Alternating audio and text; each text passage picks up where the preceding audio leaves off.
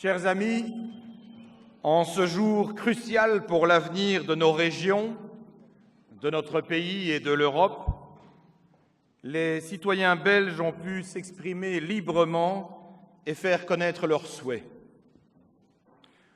Nous devons acter ce soir, avec une profonde tristesse, mais aussi une profonde inquiétude, l'augmentation dramatique des résultats du Vlaams Belang en Flandre.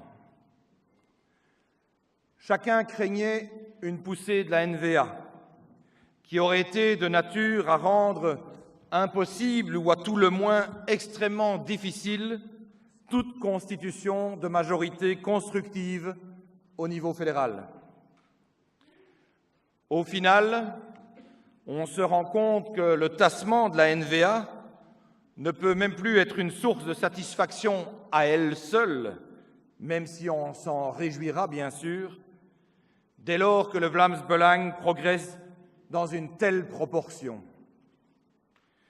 Je suis meurtri de voir quel espace politique l'extrême droite en Flandre pourrait acquérir demain suite à ce scrutin, tandis que je suis sidéré d'entendre dès à présent la N-VA considérer que le cordon sanitaire autour du Vlaams Belang pourrait être remis en cause.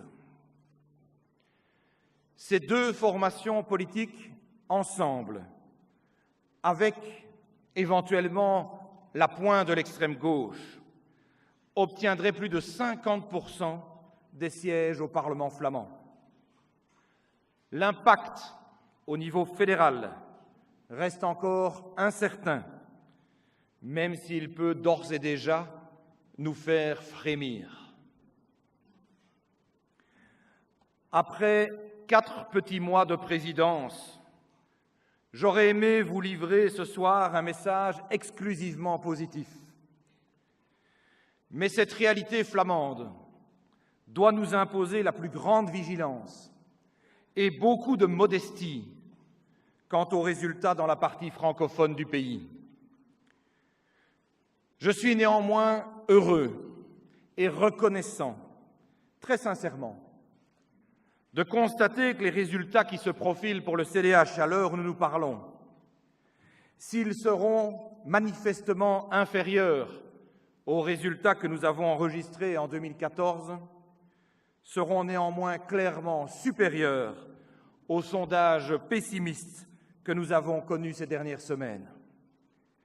C'est bien la preuve que les sondages ne sont qu'un reflet très partiel et souvent aussi fort partial des intentions de vote des citoyens.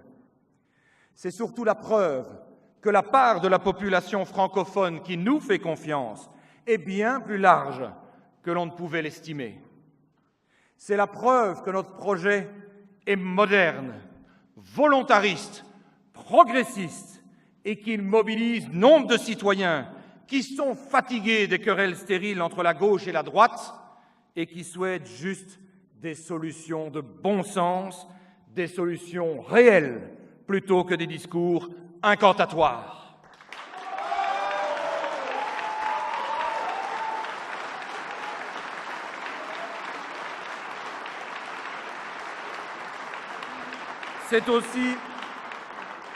C'est aussi la preuve que le CDH s'apprête à rester, encore et toujours, une force politique de premier plan qui soit susceptible de guider l'action publique avec des résultats plutôt que des slogans. Nous allons à présent analyser dans le détail les résultats des prochaines heures, circonscription par circonscription. Il y a manifestement une série de zones où nous avons de bonnes raisons de nous réjouir des résultats annoncés. La Wallonie a besoin d'une majorité forte et volontariste, bien ancrée dans les réalités d'aujourd'hui, mais surtout capable de faire face aux défis de demain, qu'ils soient sociaux, économiques ou écologiques. La montée de l'extrême gauche nous interpelle aussi. Disons-le clairement, elle nous inquiète même.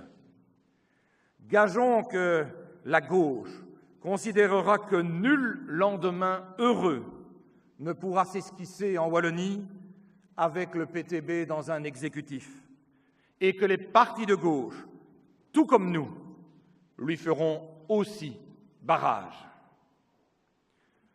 Bruxelles présente une nouvelle fois un visage contrasté à l'image de sa population plurielle, tandis que de nombreux sondages nous ont annoncé, sous le seuil électoral de 5% durant des mois, les premières tendances semblent démontrer que nous serons aisément au-dessus de ce seuil et que nous resterons donc une force d'action et de proposition incontestable sur le territoire bruxellois.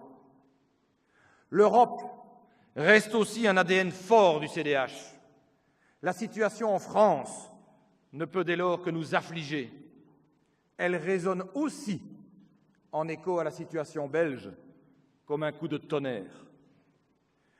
La poussée des extrêmes de droite et de gauche, ce soir, ne peut que nous assommer, nous oblige aussi à un sursaut de responsabilité, nous impose de devoir cesser les petites querelles à 2 balles que les partis responsables peuvent parfois nourrir afin que demain, à tous les niveaux de ce pays, nous ayons des alliances positives, volontaristes et efficaces pour relever les défis environnementaux, la lutte contre la précarité et l'encouragement de la dynamique économique qui alimente le moteur de la réussite.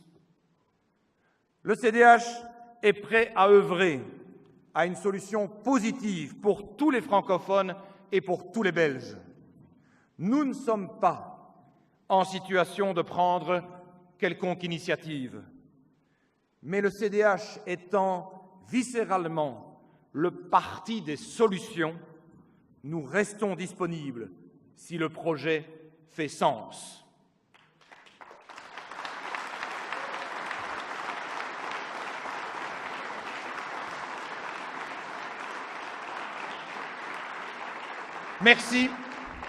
Merci en tout état de cause à tous nos candidats, à tous nos militants, à tous nos sympathisants, à tous ceux qui n'ont pas compté leur temps, qui n'ont pas ménagé leur peine, qui ont déployé tant d'énergie sur le terrain pour faire gagner nos valeurs, celles du cœur, celles de l'avenir, celles de l'humain.